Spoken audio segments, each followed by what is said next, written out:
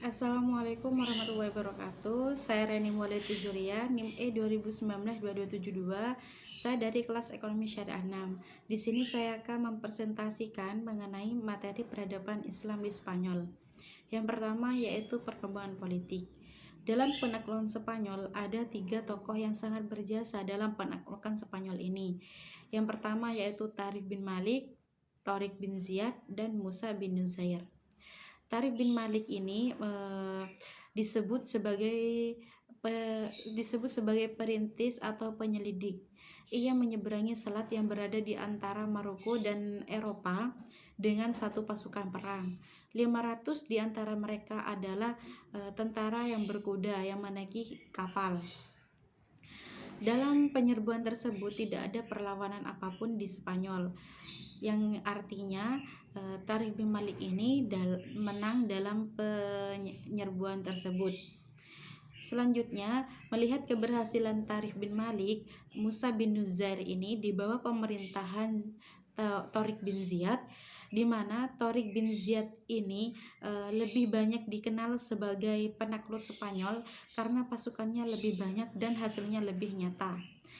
Selama berabad-abad berikutnya, Islam sangat menyebar sangat baik ketika kekhalifahan Bani Abbasiyah merebut Damaskus dari Bani Umayyah. Kemudian, Bani Abbasiyah ini mendirikan sebuah dinasti yang berpusat di Cordova. Pada saat itulah Islam mencapai masa kejayaan dan kemajuan di Spanyol.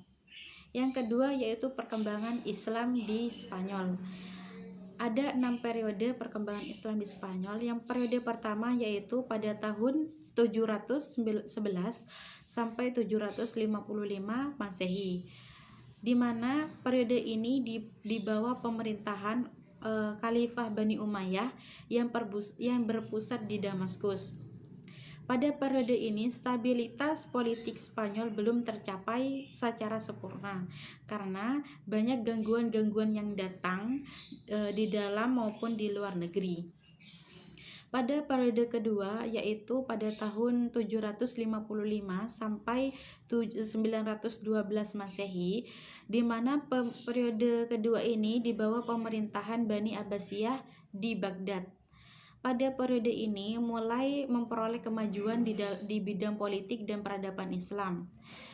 Misalnya Abdurrahman Al-Dakil yang mendirikan Masjid Cordova dan sekolah-sekolah besar di Spanyol, serta Hisham yang berjasa dalam penegakan hukum Islam, dan Hakam yang terkenal dengan pembaruan kemiliteran.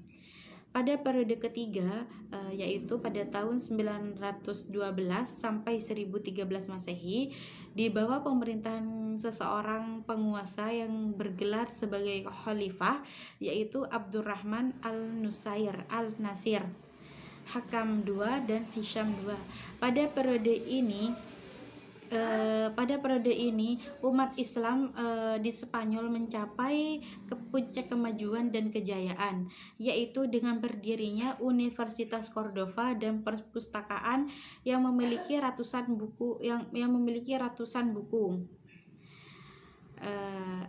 ribu buku.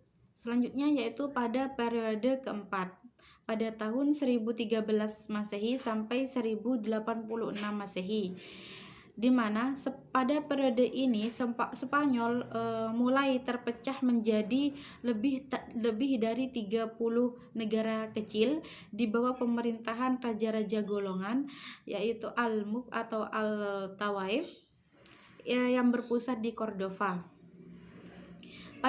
Pada periode ini mulai terjadi perang antar saudara dan juga ada pihak-pihak yang memilih atau meminta bantuan kepada raja-raja Israel. Selanjutnya yaitu pada periode kelima yaitu 1086 sampai 1248 Masehi.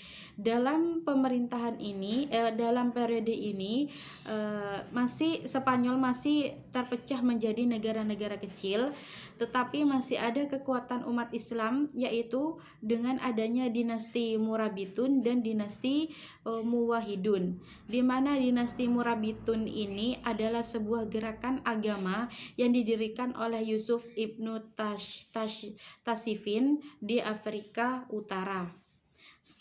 Selanjutnya yaitu pada periode ke-6 pada tahun 1248 Masehi sampai 1492 Masehi, di mana pada masa ini Islam di Spanyol kembali mengalami kejayaan di bidang peradaban.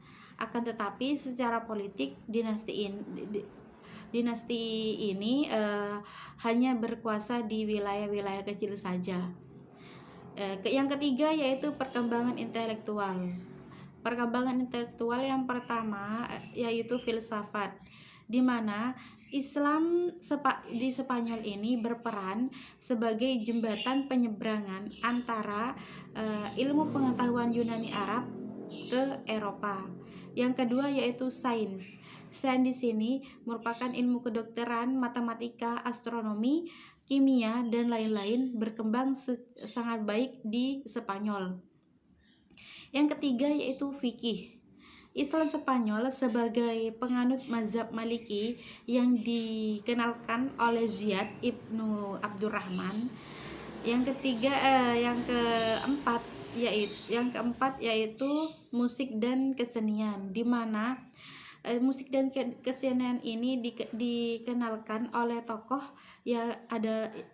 yaitu Al Hasan ibnu Nafi. Beliau dijuluki sebagai Zariyat dan juga dikenal sebagai pengubah lagu.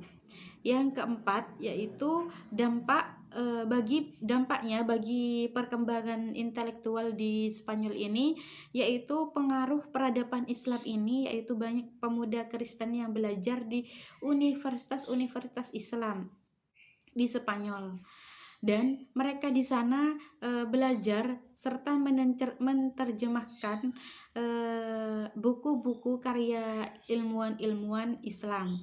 Dan Islam di Spanyol ini telah membidangi gerakan-gerakan penting di Eropa seperti kebangkitan kembali kebudayaan Yunani, gerakan reformasi, dan gerakan rasionalisme. Mungkin hanya itu dari saya, kurang lebihnya mohon maaf. Wassalamualaikum warahmatullahi wabarakatuh.